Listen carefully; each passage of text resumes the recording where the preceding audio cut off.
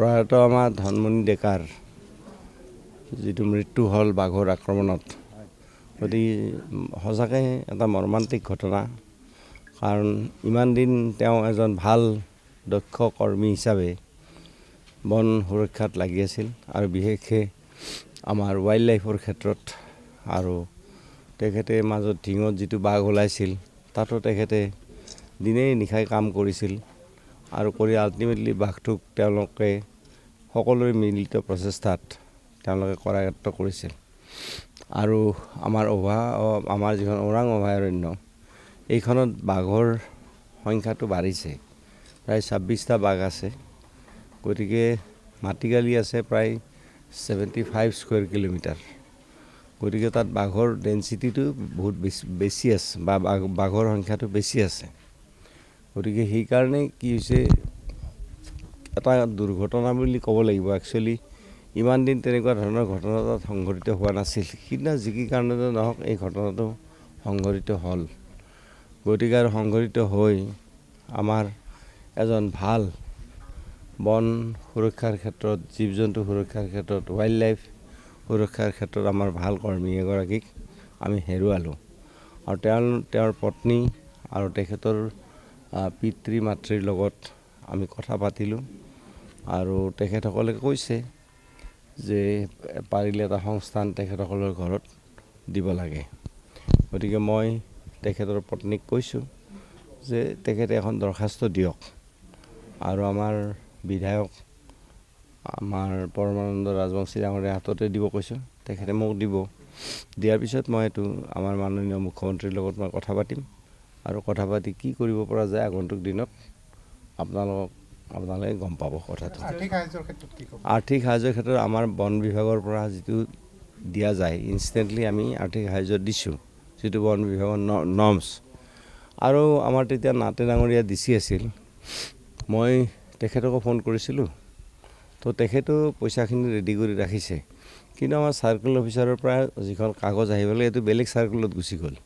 এতিয়া আমাৰ এই চাৰ্কেলত এতিয়া আহিছে। গতিকে সেইকাৰণে এই আমাৰ চাৰ্কেল অফিচাৰে আজিকালিৰ ভিতৰত দি দিব কাগজখন। দি দিয়াৰ লগে লগে DCৰ ফালৰ পৰাও এটা আৰ্থিক সাহায্য তেখেতে পাব।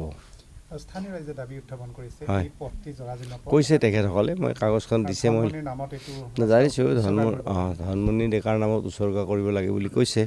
গতিকে মই কাগজখন লৈছোঁ আৰু লৈ এইটো বিধলি বিভাগৰ লগত আলোচনা কৰিব লাগিব। মুখ্যমন্ত্ৰী ডাঙৰীয়াৰ লগত আলোচনা কৰি ল'ম এইটো কথা। কৰ্মীৰ অভাৱ হোৱা নাই, কৰ্মী ঠিকে আছে। কাৰণ নতুন বেটেলিয়ান বহুখিনি আমাৰ ফৰেষ্ট বেটেলিয়ান নতুন বহুত তাত দিয়া আছে। তাৰ উপৰিও আছাম পুলিচো আছে তাতে, আছাম পুলিচৰ আছে। গতিকে আমাৰ যিখিনি আমাৰ প্ৰয়োজনীয় যিখিনি ষ্টাফ, সেই ষ্টাফখিনি বৰ্তমান আছে। গতিকে তাত কৰ্মচাৰীৰ সংখ্যা কমা নাই। হাথিয়াৰ সা সৰঞ্জাম চব আছে। কাৰণ নতুন বেটেলিয়ানবিলাকক আমি এইবাৰ পুলিচৰ দ্বাৰা ট্ৰেইনিং কৰাইছোঁ আৰু নতুন বেটেলিয়ানবিলাকক চবকে AK-47 দিয়া আছে।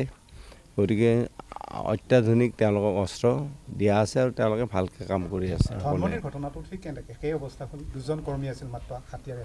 নহয়, সেইটো কথা নহয়। তেওঁলোকে গ্ৰুপ কৰি ঘূৰি ফুৰেতো, দুজন বুলি নহয়, 4জনো ঘূৰে, কেতিয়াবা 2জনো ঘূৰে, কেতিয়াবা 10জনো একেলগে ঘূৰে। পৰিস্থিতিটো চাই লৈ তেওঁলোকে পেট্ৰলিংটো কৰে।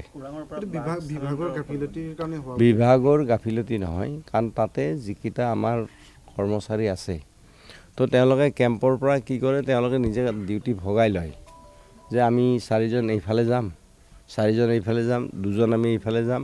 কাৰণ তেওঁলোকৰ লগতো হাতিয়াৰ থাকেই। গতিকে এইটো বিভাগৰ গাফিলতি নহয় আৰু বিভাগে এইটো ডিউটিটো বিভাগে তাতে দিয়া নাই। সেই কেম্পত তেওঁলোকৰ এজন ইনচাৰ্জ থাকে, সেই কেম্পৰ পৰা তেওঁলোকে ডিউটিটো ভগাই লয়। এতিয়াই মই নকওঁ, কিন্তু একচুৱেলি বাঘ তাতে এতিয়া বাঢ়িছে, 26টা বাঘ এতিয়া হৈছে বৰ্তমান। আৰু ঢিঙত যিটো বাঘ ধৰা ওলাইছিল, এই বাঘটো আমাৰ ওৰাঙৰ পৰাই গৈছিল। গতিকে এতিয়া কথাটো হ'ল কি, স্থানান্তৰিত কৰাৰ কথাটো আজি মই নকওঁ, কিন্তু সেই কথাটো এটা বিবেচনাধীন হৈ আছে। জুবিন গাৰ্গৰ গীতসমূহৰ ওপৰত আধাৰিত গানে কি আনে নামৰ এটা সুন্দৰ অনুষ্ঠান আপোনালোকৰ ওচৰলৈ আহি আছে অতি শীঘ্ৰে। অহা 15 আগষ্টৰ পৰা ধেমাজিৰ পৰা প্ৰথম অডিশ্যন আৰম্ভ হ'ব আৰু সেই অডিশ্যনৰ যোগেদি বিভিন্ন কণ্ঠশিল্পীসকলে যিসকলে এই অনুষ্ঠানত যোগদান কৰিব বিচাৰে তেওঁলোকে এই অডিশ্যনৰ যোগেদি আগবাঢ়ি আহক আৰু জুবিন গাৰ্গৰ বহুত ভাল লগা গান আমি সদায় শুনি আহোঁ আৰু আপোনালোকৰ যদি ভাল লগা গান থাকে জুবিন গাৰ্গৰ আপোনালোকে গাই ভাল পায় তেন্তে অডিশ্যনত যোগদান কৰক মোৰ ফালৰ পৰা আন্তৰিক শুভকামনা থাকিল এই সম্পূৰ্ণ অনুষ্ঠানটোলৈ ধন্যবাদ